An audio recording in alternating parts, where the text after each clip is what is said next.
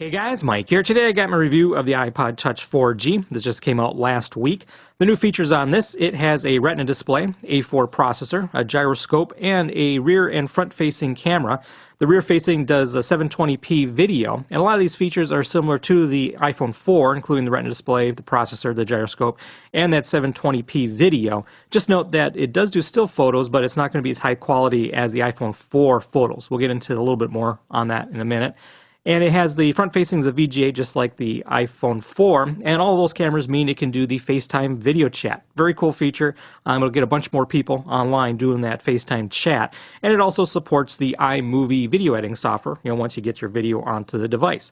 It comes in 3 different models, an 8 gig, 32, and 64 gig, and these will run you $229, $299, and $399. And here is the device, just give you an idea what it looks like before we jump into all the features. Very thin. Here's the iPhone 4, and the iPhone 4 is pretty thin, its own right, but just give you an idea how much thinner the Ipod Touch is, all right? And on the back here, you do have that chrome finish on it still, just like the previous generations. Lots of fingerprints on this. I just cleaned it, and just picking it up here, I got a few more fingerprints on it.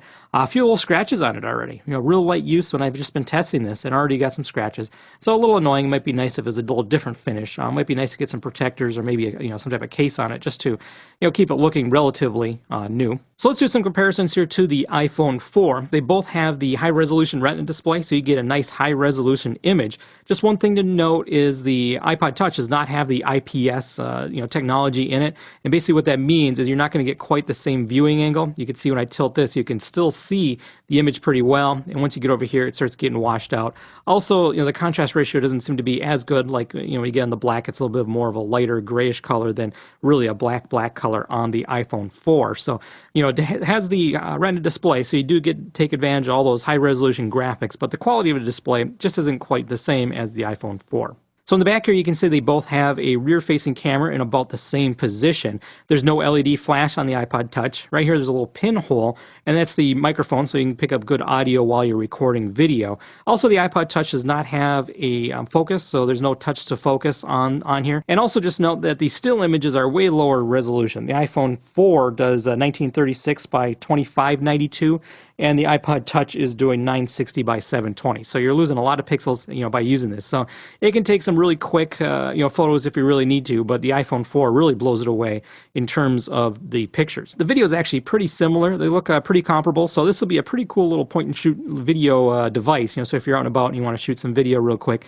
this will be a really nice addition to that. But overall, it looks like it was a pretty similar video quality between these two devices. So performance-wise, the new Ipod Touch is pretty much identical to the iPhone 4. I ran some benchmarks here. I have Geekbench, Google's V8 scripting benchmark, and also a 3D benchmark. And basically this shows that across the board, the CPU and graphics performance is very similar, if not identical.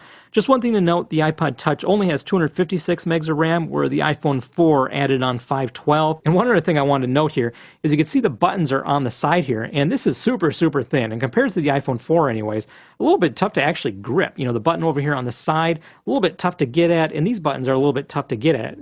Basically trying to hold it like I would the iPhone 4, it has a tendency to kind of slip. It's almost like I want to hold it like this and not necessarily like that. Super thin design, so a little bit of a compromise. Being super thin, some of these controls may not be quite as accessible as they may be, on a little bit thicker device with a little more surface area. So there you go, guys. A look at the Ipod Touch 4th generation. Overall, a great device. Tons of features packed into this. Super thin, really attractive design. This, I think, would be ideal for people who don't have an iPhone or maybe don't want to switch over to AT&T.